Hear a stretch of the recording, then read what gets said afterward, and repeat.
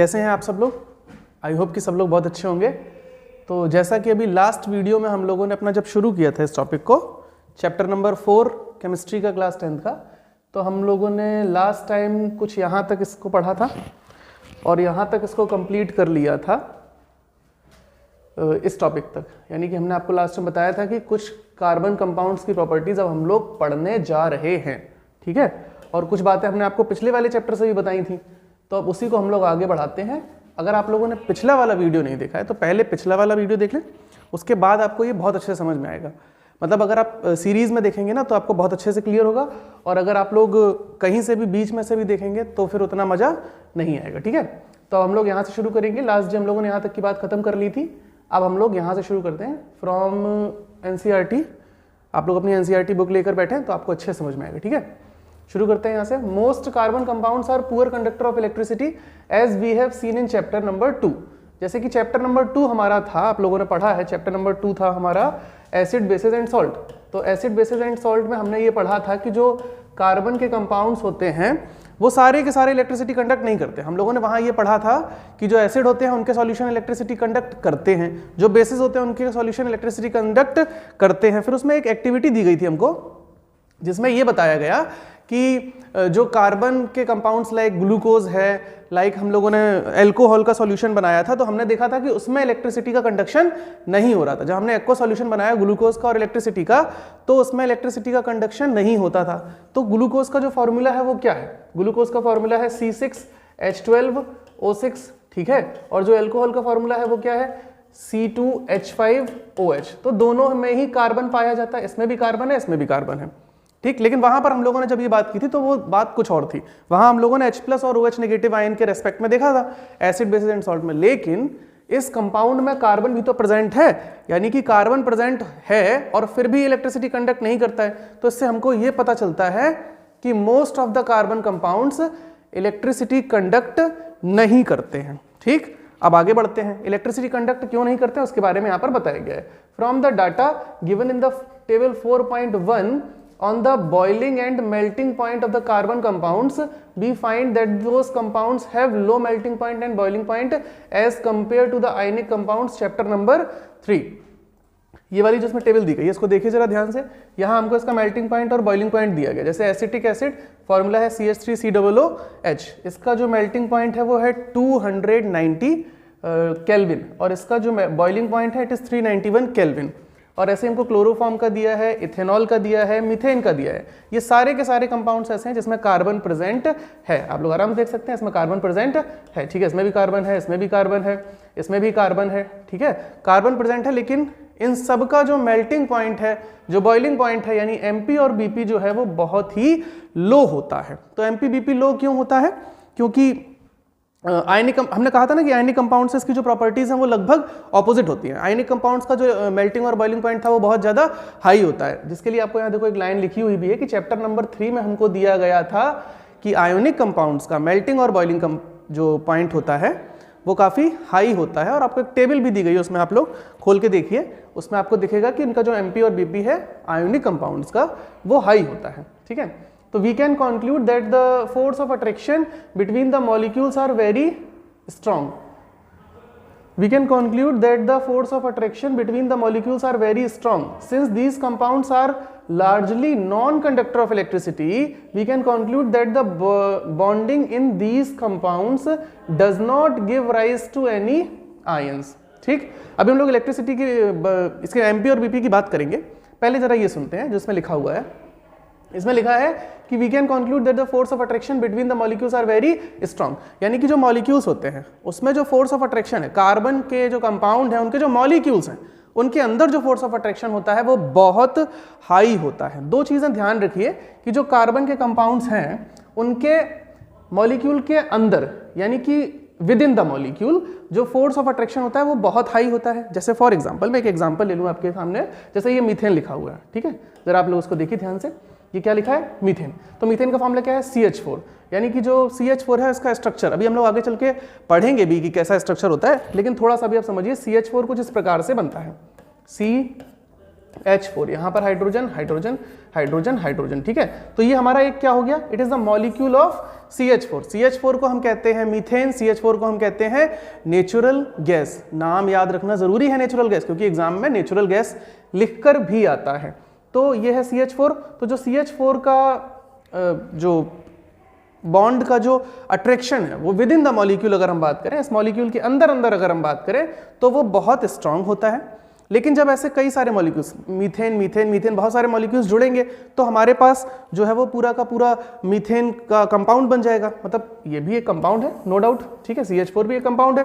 लेकिन जब कई सारे मॉलिक्यूल्स जुड़ेंगे तो इसका कुछ अमाउंट बढ़ जाएगा ना। तो विद इन द मॉलिक्यूल अगर हम बात करें, यानी कि मॉलिक्यूल के अंदर, तो इसका अट्रैक्शन बहुत ज्यादा, मतलब ये हाइड्रोजन कार्बन, ये हाइड्रोजन कार्बन, ये हाइड्रोजन कार्बन, ये हाइड्रोजन कार्बन, इनके बीच में जो बॉन्डिंग होगी ये बहुत स्ट्रांग होगी। लेकिन एक मॉलिक्यूल मीथेन, फिर दूसरा मॉलिक्यूल मीथेन, फिर अगला मॉलिक्यूल मीथेन, उनके बीच में जो बॉन्डिंग होगी, यानी मॉलिक्यूल और मॉलिक्यूल के बीच की जो बॉन्डिंग होती है वो लो होती है। लेकिन जो विद इन द मॉलिक्यूल होती है वो बहुत स्ट्रांग होती है। मतलब ये नहीं टूटेगा, CH4 का मॉलिक्यूल नहीं टूटेगा, लेकिन CH4 CH4 CH4 जो अलग अलग है ना, वो अलग अलग हो जाते हैं on heating.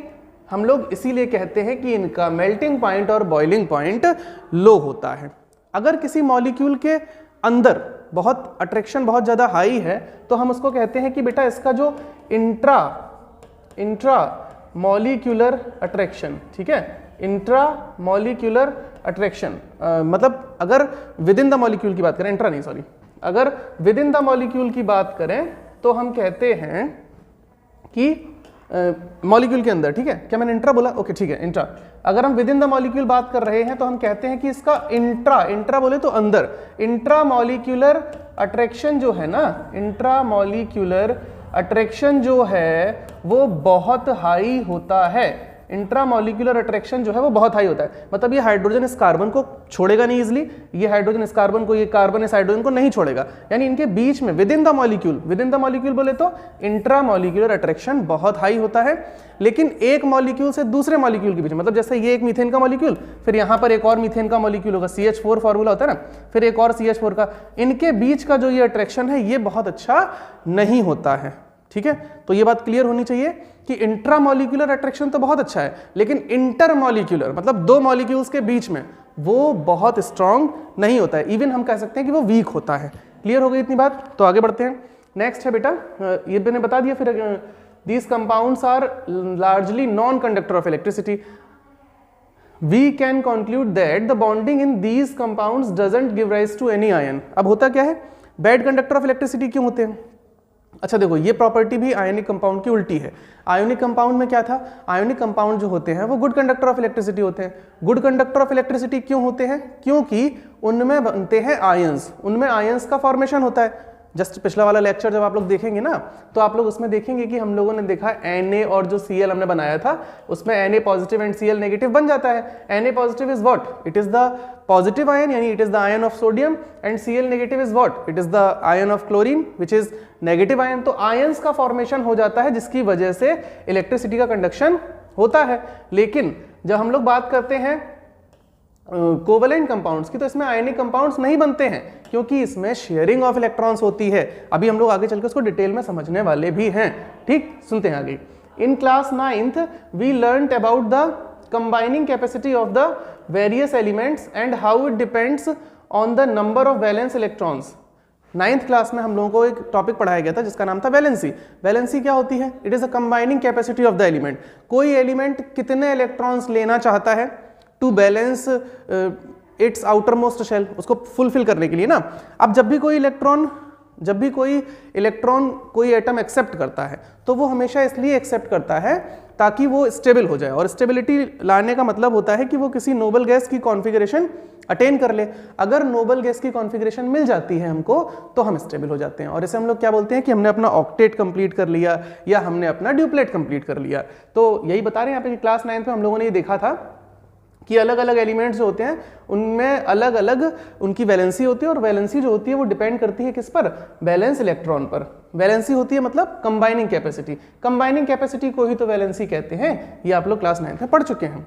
Let us now look at the electronic configuration of carbon. अब हम लोग इलेक्ट्रॉनिक कॉन्फ़िगरेशन की बात करते हैं कार्बन में। तो जो कार्बन है उसका एटॉमिक नंबर कितना होता है? इसका एटॉमिक नंबर होता है 6।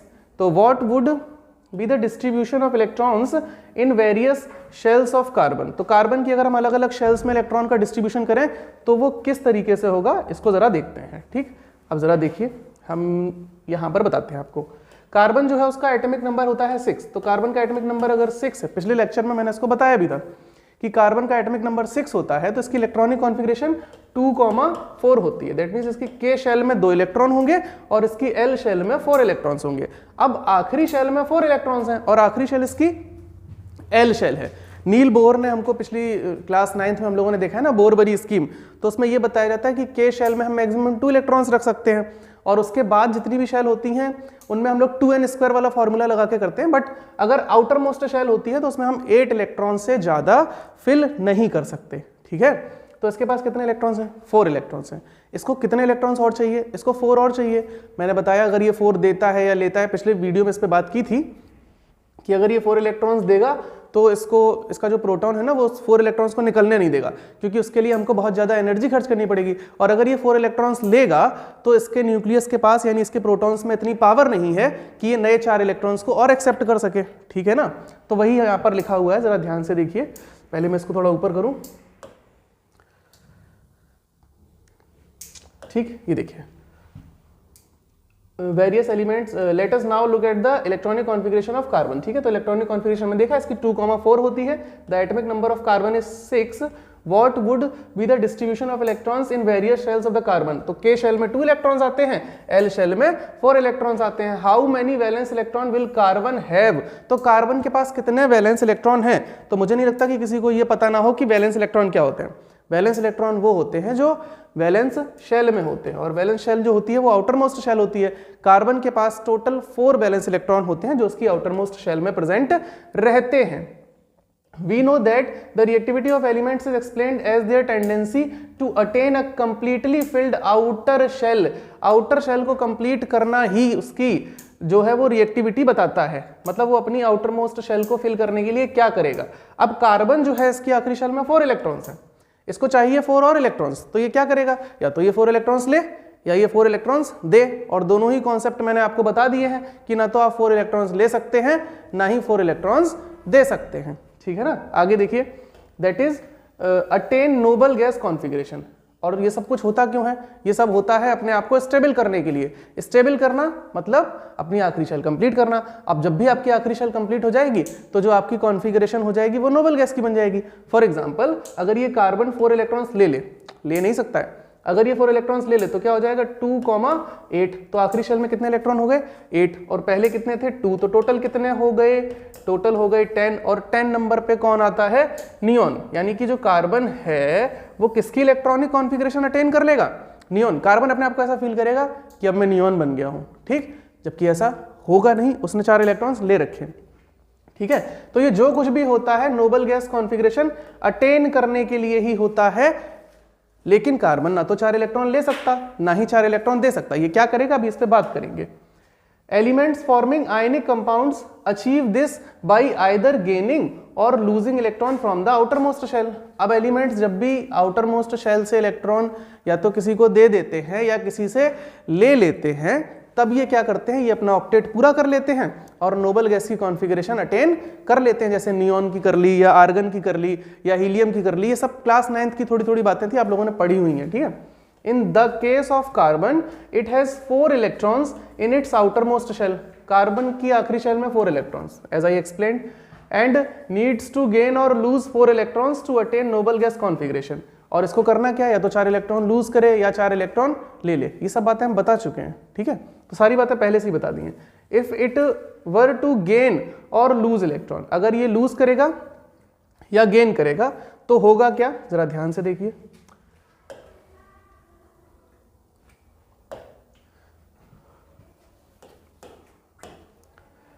It could gain 4 electrons and forming C4 negative ion. अगर ये 4 इलेक्ट्रॉन्स गेन करेगा, अगर ये लेगा तो इस पर नेगेटिव चार्ज लगेगा, और जब भी किसी पर नेगेटिव चार्ज लगता है तो क्या बनता है, एनायन। अगर ये 4 इलेक्ट्रॉन्स ले लेगा then it will form anion, और एनायन पर कितना चार्ज लगेगा, -4।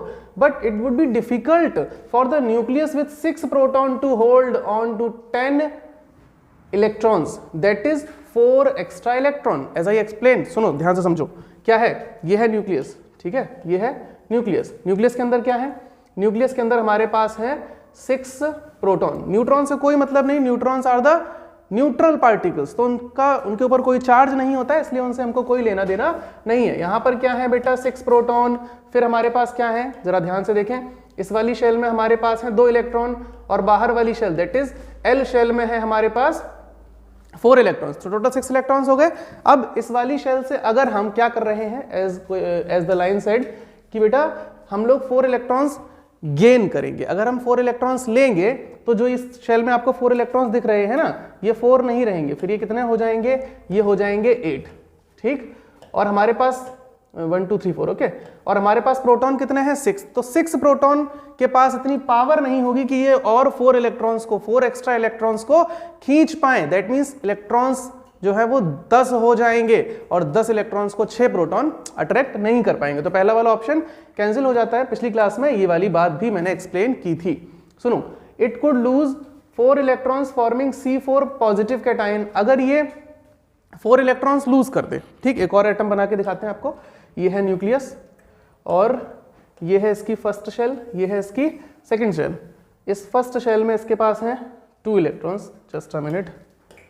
इस फर्स्ट शेल में है इसके पास 2 इलेक्ट्रॉन्स, 1 and 2, और सेकंड शेल में है इसके पास 1 2 3, अच्छा ज़्यादा बड़े बड़े इलेक्ट्रॉन्स नहीं बन गए, कोई बात नहीं, 4 इलेक्ट्रॉन। अगर ये अपने 4 इलेक्ट्रॉन्स लूज कर दे तो क्या रह जाएगा इसके पास, ध्यान से सुनना, अगर ये अपने 4 इलेक्ट्रॉन्स लूज कर दे तो क्या रह जाएगा इसके पास, ये 6 प्रोटॉन तो है ही इसके न्यूक्लियस में, प्रोटॉन्स तो कहीं नहीं जा रहे, इलेक्ट्रॉन्स लूज कर दे। अगर ये इलेक्ट्रॉन्स लूज कर देगा, ध्यान से देखिएगा, मैंने इलेक्ट्रॉन्स को हटा दूं, ठीक है, ये इसने लूज कर दिए, ठीक, ये इसने लूज कर दिए। अब ये लूज हो जाएंगे तो ये शेल भी कोई मतलब ही नहीं रहा इसका।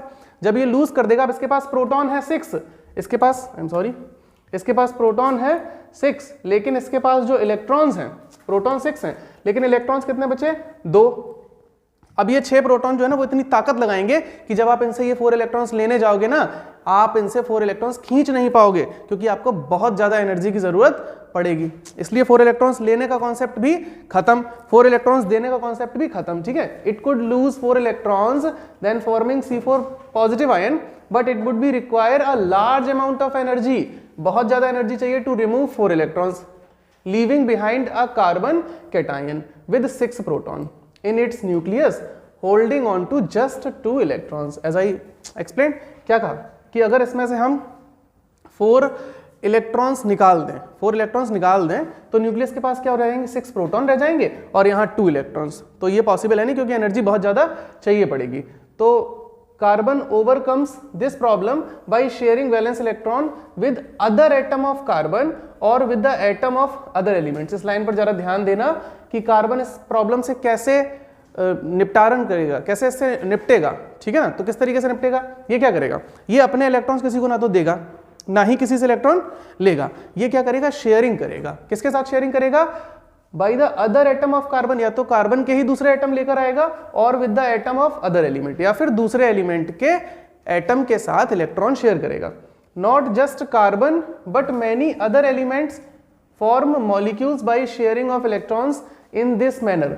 केवल कार्बन ही एक ऐसा एलिमेंट नहीं है जो शेयरिंग करता है इलेक्ट्रॉन्स की, कई सारे ऐसे एलिमेंट हैं जो शेयरिंग करते हैं, मतलब कई सारे ऐसे एलिमेंट्स के एटम होते हैं जो शेयरिंग करते हैं।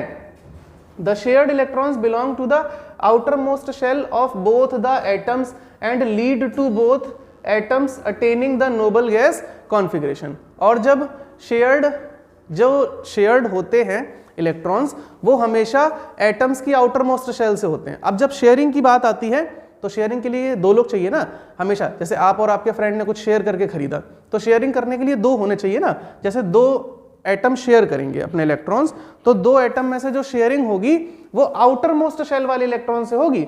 Not just carbon but many other elements form molecules by sharing of electrons in this manner. ये यहां से जरा ध्यान से देखें line up.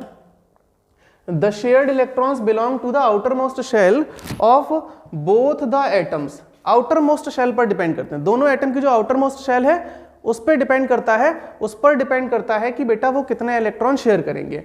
To lead atom attaining the noble gas configuration. अभी हम लोग जब इसका मॉलिक्यूल बना के देखेंगे तो आपको ये बात क्लियर हो जाएगी। Before going on to compounds of carbon, let us look at the some simple molecules formed by the sharing of valence electron.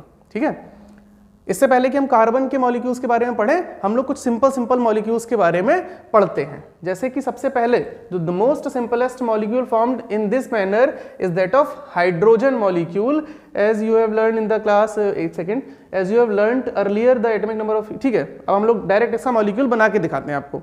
आप समझ गए ना मॉलिक्यूल का एटॉमिक नंबर कितना होता है? मॉलिक्यूल का एटॉमिक नंबर होता, हाइड्रोजन का एटॉमिक नंबर होता है 1। हाइड्रोजन का जो एटॉमिक नंबर है वो 1 होता है। ध्यान से देखिए, यहाँ पर हमको दिया गया है हाइड्रोजन, बस ये मैं आपको बना के दिखाऊं फिर आपको समझ में आएगा। हाइड्रोजन का जो एटॉमिक नंबर होता है वो 1 होता है। थोड़ा स्पेस ले लें, ऊपर चलते हैं। हाइड्रोजन का एटॉमिक नंबर है 1। अगर इसका एटॉमिक नंबर 1 है तो इसकी इलेक्ट्रॉनिक कॉन्फ़िगरेशन क्या होगी? इसकी इलेक्ट्रॉनिक कॉन्फ़िगरेशन होगी 1। ठीक, अगर इसकी 1 है इलेक्ट्रॉनिक कॉन्फ़िगरेशन तो इसका जो हमको एटम है वो कुछ इस प्रकार से दिखाई देगा। देखिए आप जरा ध्यान से, ये है इसका न्यूक्लियस और ये है इसकी शेल। ये इसकी पहली शेल है, फर्स्ट शेल है, और इसमें कितने इलेक्ट्रॉन होंगे? 1 इलेक्ट्रॉन, क्योंकि इसके पास एक ही इलेक्ट्रॉन होता है। अब फर्स्ट शेल में यानी के शेल में इलेक्ट्रॉन्स होने कितने चाहिए? के शेल में हमको चाहिए कि हमारे पास 2 इलेक्ट्रॉन्स होने चाहिए। ठीक है, 2 इलेक्ट्रॉन, लेकिन इसके पास है कितना? 1 इलेक्ट्रॉन। हाइड्रोजन जो होता है वो डाई एटमिक स्टेट में पाया जाता है। डाई एटमिक, जहां पर 2 एटम कंबाइन होकर रहते हैं। तो ये कैसे कंबाइन करेंगे जरा ध्यान से समझो। ये है हाइड्रोजन का एक एटम, ये है हाइड्रोजन का एक और एटम, जैसे यहां दिखाया गया हाइड्रोजन का एक एटम, ये हाइड्रोजन का एक एटम। इसके पास कितना इलेक्ट्रॉन है? इसके पास 1 इलेक्ट्रॉन है, और इसके पास भी 1 इलेक्ट्रॉन है। इसको अपना ड्यूप्लेट कंप्लीट, ऑक्टेट तो है नहीं क्योंकि इसकी पहली शेल बन रही है, पहली शेल में 2 ही इलेक्ट्रॉन आते हैं, और 2 इलेक्ट्रॉन पहली शेल में अगर होते हैं तो हम इसको ड्यूप्लेट कहते हैं। तो पहली शेल में अगर इसको 2 इलेक्ट्रॉन चाहिए है तो इसको क्या करना पड़ेगा? शेयरिंग करनी पड़ेगी। ये दोनों हाइड्रोजन के एटम जो है वो पास पास आएंगे। ये हाइड्रोजन का एटम अपना इलेक्ट्रॉन इसके साथ शेयर करेगा, ये हाइड्रोजन का एटम अपना इलेक्ट्रॉन इसके साथ शेयर करेगा। देखिए क्या होगा, कुछ इस प्रकार से। अब देखिए इस गोले के अंदर हमें दिखाई दे रहे हैं कितने इलेक्ट्रॉन आ गए? 2 इलेक्ट्रॉन, एक इसका है एक इसका। इस हाइड्रोजन के पास 2 हो गए, यानी कि इसका ड्यूप्लेट कंप्लीट हो गया। लेकिन ये हाइड्रोजन भी अपना इलेक्ट्रॉन छोड़ नहीं देगा, क्योंकि ये मेटल नॉन मेटल का केस नहीं है। अगर मेटल नॉन मेटल का होता तो ये हाइड्रोजन अपना इलेक्ट्रॉन दे देता। यहां क्या करेगा? ये कुछ इस तरीके से जाएगा और ऐसे करके इसको बंद करेगा। अब आप देखें इस वाले बॉक्स में, ठीक, ये वाला जो बॉक्स है, मैं इसको थोड़ा शेड कर दूं, मतलब हाईलाइट कर दूं तो आपको समझ में आ जाएगा। इस वाले बॉक्स में देखिए कितने इलेक्ट्रॉन हैं? 2 इलेक्ट्रॉन है। तो इस हाइड्रोजन का भी ड्यूप्लेट कंप्लीट हो गया। और दूसरे वाले का देखिए, इसको अलग कलर से करूं, इसमें कितने इलेक्ट्रॉन है? इसमें भी हमारे पास 2 इलेक्ट्रॉन है, तो इसका भी ड्यूप्लेट कंप्लीट हो गया। तो दोनों के दोनों क्या समझेंगे कि मेरे पास कितने इलेक्ट्रॉन हो गए? मेरे पास इलेक्ट्रॉन हो गए 2। इसको भी लगेगा कि मेरे पास 2 इलेक्ट्रॉन हो गए, इसको भी लगेगा कि मेरे पास 2 इलेक्ट्रॉन हो गए। 2 इलेक्ट्रॉन हमारी पीरियोडिक टेबल में कौन सा एलिमेंट है जिसके पास 2 इलेक्ट्रॉन होते हैं? It is helium. तो हाइड्रोजन जो है वो क्या फील करेगा कि ये क्या बन गया है? हीलियम। ये वाला हाइड्रोजन भी क्या फील करेगा? ये क्या बन गया? हीलियम। और हीलियम होती है एक नोबल गैस, और ये जो कुछ भी हो रहा था वो नोबल गैस की कॉन्फ़िगरेशन अटेन करने के लिए ही हो रहा था। मतलब जो शेयरिंग होती है इलेक्ट्रॉन्स की, या जो ट्रांसफर होता है इलेक्ट्रॉन्स का, जो पिछले चैप्टर में पढ़ा था, वो शेयरिंग के इसीलिए होता है ताकि हम स्टेबल हो सकें। और स्टेबल इसलिए होते हैं क्योंकि हमें अपना ऑक्टेट पूरा करना है, हमें अपना ड्यूप्लेट पूरा करना है। इसने अपना ड्यूप्लेट पूरा कर लिया। अब ये दोनों हाइड्रोजन जो हैं वो आपस में कंबाइन हो जाएंगे और ये क्या फॉर्म कर लेंगे? हाइड्रोजन का मॉलिक्यूल, यानी कि they will form H2 molecule. और हाइड्रोजन को क्या फील होगा कि हाइड्रोजन अब बन गया है हीलियम। आई होप कि इतनी बात समझ में आ गई होगी। अब नेक्स्ट टॉपिक में हम इसके आगे बढ़ेंगे, जब नेक्स्ट क्लास में आते हैं तब इसके आगे बढ़ेंगे। Thank you.